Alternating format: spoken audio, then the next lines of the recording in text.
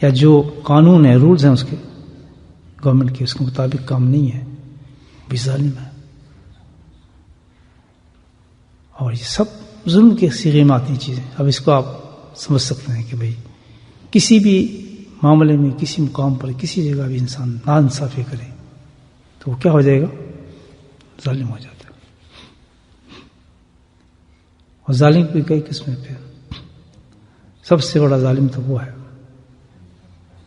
سب سے بڑا ناانصاف انسان تو وہ ہے جو اپنے رب کے ساتھ ظلم کرے، اپنے خالق کے ساتھ. کیسے؟ سب سے بڑا ظلم تو یہ ہے کہ جو اپنے خالق کو مانتا ہی نہیں یا اس کے ساتھ شرک کرتا ہے، تو یہ بہت بڑے ظالم ہے. یہ بھی ظلم ہے. دیکھیں کہ جس نے پیدا کی ہے، جو دیتا ہے، جو کھلاتا ہے، جس کی کائنات ہے، سب کچھ جس کا ہے، ہم اس کو مانتے ہی نہیں. اگر مانیں گے بھی کسی نخرے کے ساتھ تو پھر ہزاروں شرک کر اس کے ساتھ شامل ہو جائیں گے، ان کو شریک کریں گے. تو یہ بہت بڑے ظالم ہے. اس کے بعد ایک اور اسی کیٹیگری میں ظالم ہے وہ کہ اللہ کو جان بھی گئے ہیں، پہچان بھی گئے ہیں، مان بھی گئے ہیں، لیکن اس کی حکامت کو نہیں مانتے. ہم نہیں کرتے کہ وہ تو مانتے ہی نہیں، اور یہ مان کے کام کر رہے، تو یہ کیا ہوں گے؟ ظالم ہوں گے. اس کو ظلم کہا جاتا ہے. یہ بہت بڑا ظلم ہے کہ اللہ تعالیٰ نے مان بھی گئے، جانتے بھی ہیں، اس کی حکامت کو سمجھتے بھی ہیں، لیکن کیا ہے؟ عمل نہیں کرتے. تو ظالمین تو اور کیا ہے؟ اب ظلم کے ساتھ ایسی آیت کو سمجھیں. اللہ نے کہا کہ ظالم ہوگا اس کو دنیا کے اندر پوری سزا نہیں دیتا، قرآن کے لفظ. اب اس پہ سب کیٹیگریز آ گئی جس جس مقام پر ہے، وہ سب ظالم ہے. اللہ نے ظلم کے ساتھ تعبیر کیا ہے. اللہ معاف فرمائے. ہم بھی اس معاشرے میں رہتے ہیں، پتہ نہیں کس کیٹیگری میں اپنے آپ کو تجزیہ کر لیں اپنا، کیونکہ یہ تو جو اسکین مشین ہے جہاں بیٹھے اپنے آپ دیکھنا ہے اپنے آپ کو کہ ہمیں کیا غلطی ہیں، کیا چیزیں ہیں. یہ سزا نہیں ہے کوئی ایکسیڈنٹ ہو گیا بہت جی سزا مل گئی، سخت بیمار ہو گئی جی بڑی سزا ہو گئی ہے، بزنس ڈپ ہو گیا بہت جی بڑا سزا ہو گئی ہے، سخت بیماری آ گئی یہ ہمیں سزا مل رہی ہے. اللہ کہتا ہے پوری سزا دیتے ہیں. یہ کون سی سزا ہے؟ یہ تو ٹرائل ہے میرے چل رہے ہیں. یہ تو جھٹکے ہوتے ہیں.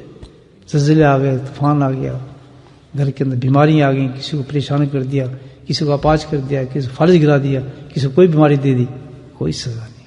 کہتے پوری سزا آئی نہیں.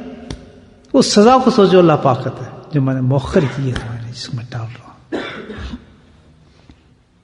سب سے بڑا فریضہ جو ہے 5 وقت نماز باجماعت مسجد میں، اپنے اڈوں پر نہیں. کہاں پر؟ جس کو مسجد کہا جاتا ہے. یہ حکم ہے 5 وقت نماز باجماعت مسجد پر، دکانوں میں نہیں، کارخانوں کے اندر نہیں، سڑکوں میں نہیں. نماز کہاں ہوتی ہے؟ مسجد کے اندر اذان کے ساتھ. جو سن کے بھاگتا ہے مسجد کی طرف سب کچھ بند کر کے، اللہ کو یہ ادا پسند ہے. یہاں مشغول ہے، جس جگہ مشغول ہے تالے لگ گئے. اسی لیے کہ اللہ چپے چپے پہ مسجدیں لگائی ہیں. جو یہ کام نہیں کر رہا وہ کیا ہے؟ کیا ہے وہ؟ ظالم ہے. اسکین کر لو، ظالم ہے وہ شخص. اس کو اللہ تعالیٰ کیا کہتا ہے؟ میں تجھے ابھی سزا نہیں دے رہا ہوں، پڑا رہا بسترے میں، پوری سزا نہیں دوں گا. جھٹکے آئیں گے اور ایسے جھٹکے تو برداشت ہی نہیں کر سکتے. اور جھٹکے بھی جب پڑیں گے تجھے مینٹلی تجھے پاگل کر دوں گا، کسی اور طرف لگا دوں گا، کسی اور لیکن ابھی بھی یہ سزا میری شروع نہیں ہے ظالموں کے لیے. ظالم جو ہے سب سے بڑا گناہ ہے ظلم کرنا. یاد رکھنا، ظلم نہ کسی جگہ بھی ظلم نہ. اللہ ظلم کو تو چلنا ہی نہیں دیتا. ظلم کو تو چلنا ہی نہیں دیتا.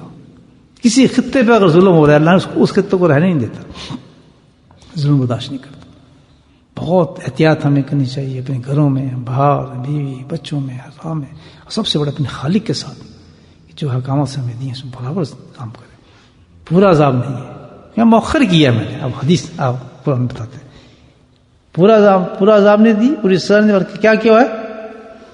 مؤخر سمجھتے ہیں لیٹ کیا ہوا ہے، اس کو میں ٹالا ہوا ہے، مہلت دے رہا ہوں. جس انسان کا قبر اتارتے ہیں تو سوال کیا جائے گا تیرے رب کون ہے؟ من ربو کا، من رسولوں کا، من دینوں کا. یہ مہلت کسی چیز کے لیے دی ہے نا میں، اس کے مطابق سوال کرو تاکہ تم جب اس دنیا میں پہنچ جاؤ جس کے لیے تم مؤخر کیا گیا تھا. اگر تم نے اس تین چیزوں کو تم پا لیا اور تم سے جاتی ہے تمہارے آ جائیں گے پوچھنے والے اور تم سے پوچھ لیا اور تم نے صحیح جواب دے دیا تو تم کامیاب ہو گئے. لیکن ہم 3 سوالوں کو سمجھتے ہیں. یہ کامیابی صرف قبر کی ہے، یہ سمجھنے تھوڑی بات. اس سے اگلی سٹیج پہ جو اصل جو کامیابی جنت اور دوزخ کی ہوگی اس کے لیے 3 سوال نہیں ہیں بلکہ کتنے سوال ہیں؟ 5.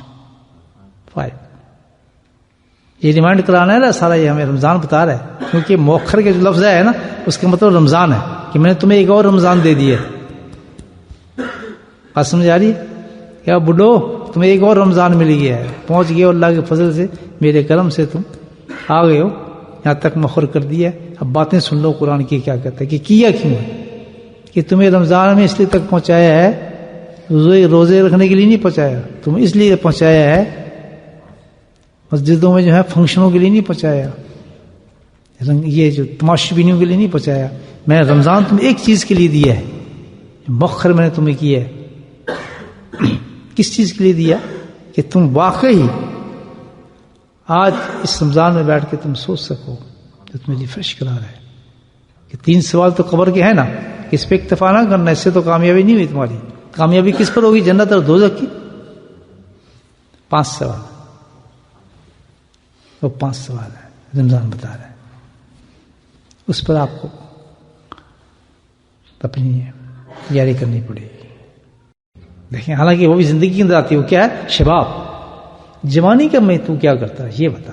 اللہ، وہاں سے جان چھوٹے گی نا تو پھر کیا آئے گا؟ جوانی ہے. جوانی جو کہتے ہیں مستانی، اس میں تو آدمی جو ہوتا ہے وہ غیر بے لگام ہوتا ہے نا انسان، لیکن اللہ کی کتاب میں نہیں ہوتا. اس کے ذمہ دار ان کے ماں باپ ہوتے ہیں کہ کیا کیا کام کرا رہے ہیں اپنے بچوں سے، کیا کیا کام دیکھ رہے ہیں اپنے بچوں کے. نمازیں چھوڑتے دیکھ رہے ہیں، بدماشی کرتے دیکھ رہے ہیں، خرافات کرتے دیکھ رہے ہیں. لیکن وہ کیونکہ ان کے ذہنوں پر فکر کس کا ہے؟ اوور کام کر رہا ہے، دنیا کر رہی ہے تو وہ فکر نہیں کرتے یہ بھی لگے نہ لگے رہنا، کوئی فرق نہیں پڑ رہا، کرے رہے اپنے کام، ہم بھی کر رہے ہیں.